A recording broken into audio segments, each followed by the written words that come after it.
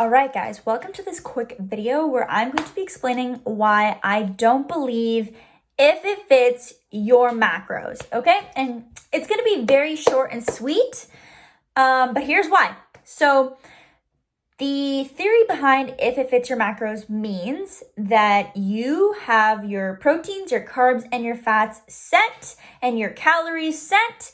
And as long as you're eating whatever foods within that range, you're going to be getting one step closer to your goals, whether that's gaining muscle, losing fat, improving performance, or just recompositioning your body in general.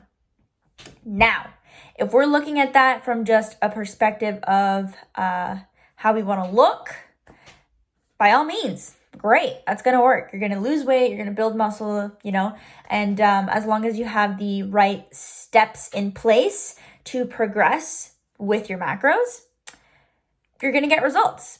However, the reason why I don't fully believe in if it fits your macros, as in you're allowed to eat, Fruit Loops for breakfast, and you're allowed to have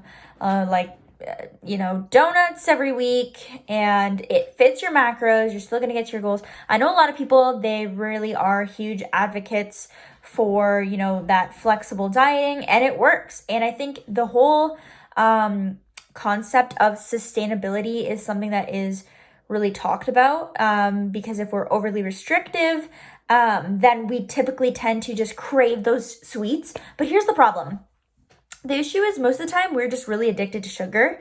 And I get it. A lot of people think that flexible approach is going to be better in the long run, which might be the case. However, if you're someone with like an autoimmune condition, or, you're really striving to fix your gut health, or you really just want to improve your energy, those foods might actually in small amounts not be optimal for you. In small amounts, they could possibly do you more harm than good. And I know this is where most people are like, whoa, hold up, I don't agree. But that's okay, because if you want to do your flexible approach, by all means, go ahead. But for the other, let's be real, a lot of people are really sick in our population.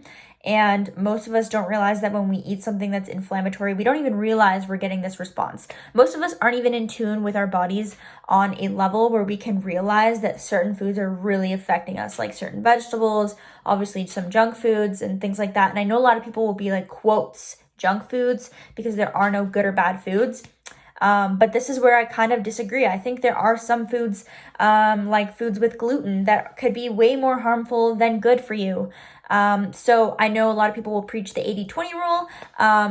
But if you can even just like veer more towards the 90 and 10, if you're someone who is, struggling with not just your getting weight loss, but also your health, then it might be smarter to go with a 90 and 10. So 10% of the time you're going to be indulging in that little treat, I guess you could say, and then the 90% of the time you're going to be eating your organic or your grass finished food, your whole foods. You're going to be cooking them yourself. You're not going to be going out as much to eat, because you are aware that when you aren't conscious about what you're putting in your body, then there's going to be side effects. So the gist of this video is that I don't necessarily believe that if it fits your macros is the best approach. And the reason why is because even in small doses, it can be detrimental to some people, especially those with celiac or different autoimmune conditions.